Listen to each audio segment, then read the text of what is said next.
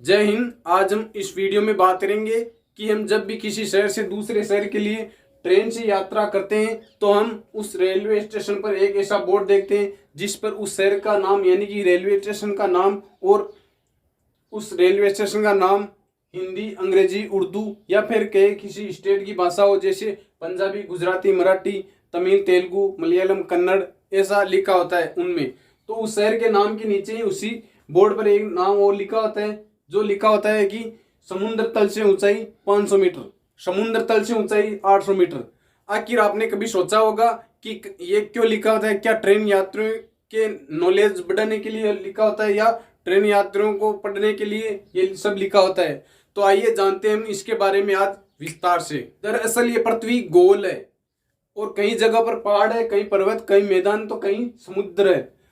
तो इसे एक समान ऊंचाई मापने के लिए वैज्ञानिकों को किसी एक ऐसे समतल जगह की आवश्यकता थी जो कि जिसे आधार बनाकर इन पहाड़ों की ऊंचाई मापी जा सकती है।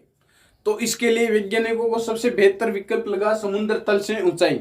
समुद्र तल यानी कि समुद्र तल सदैव समान रहता है, कहीं पर भी इसे मापने के लिए सदैव एक समान रहता है। अब आप सोच रहे होंगे कि इससे ट्रेन यात्रियों को क्या फायदा होगा, तो हम भी आपको बता दें कि इससे ट्रेन यात्रियों को कोई फायदा नहीं होगा, लेकिन इसका फायदा होगा लोको पायलट्स यानी कि ट्रेन ड्राइवरों को इसके लिए फायदा होगा।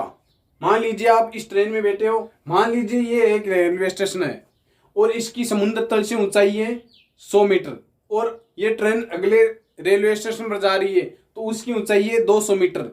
तो ये 100 मीटर की डिफरेंट है, यानी कि ये अगले रेलवे स्टेशन पर जाएगी, ये 200 मीटर है।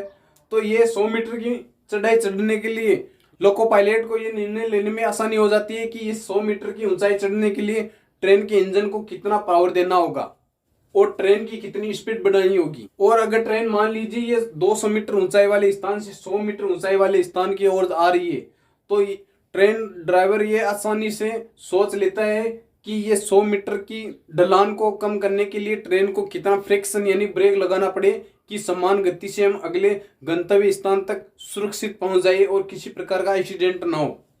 इसके अलावा समुद्र तल की ऊंचाई की मदद से रेलवे ट्रैक यानी कि पटरियों को बिछाने के लिए और रेलवे ट्रैक के किनारे जो बिजली के तार लगाए जाते हैं उनको एक समान ऊंचाई देने के लिए पोल रोपे जाते हैं ताकि बिजली के तार ट्रेन के तारों से आसानी से सटे रहे। अब बात करते हैं कि समुद्र तल से ऊंचाई कैसे मापते हैं।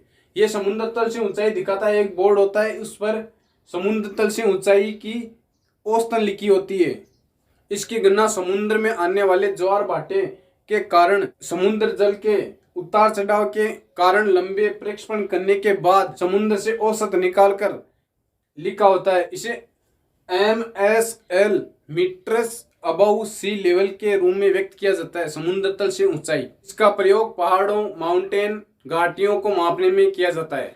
प्रत्येक देश अपने सर्वेक्षणों के लिए एक निश्चित समुद्री तट को आधार बिंदु मानकर इसे औसत निकालकर ऊंचाइयों की गणना की जाती है। भारत में ऊंचाई मद्रास यानी कि चेन्नई के समुद्री तट से मापी जाती थी। यहीं से ग्रेट आर्क ऑफ सर्वे आरंभ हुआ था, लेकिन वर्तमान में भारत की ऊंचाइयां एवरेस्ट 1973 के संदर्भ तल से मापी जाती है, जिसका आधार बिंदु है मध्य प्रदेश के कल्याणपुर से। इस प्रकार हर रेलवे स्टेशन, छोटा हो या बड़ा, हर जगह पर समुद्र तल से ऊंचाई लिखी होती है ताकि हम गंतव्य स्थान तक सुरक्षित आसानी से पहुंच सके और ट्रेन एक्सीडेंट ना हो। उम्मीद करते हैं आपको सारी जानकारी समझ में आएगी। कितनी समझ में आई कमेंट करके बता दीजिए। मिलते हैं नेक्स्ट अपडेट के साथ, तब तक के लिए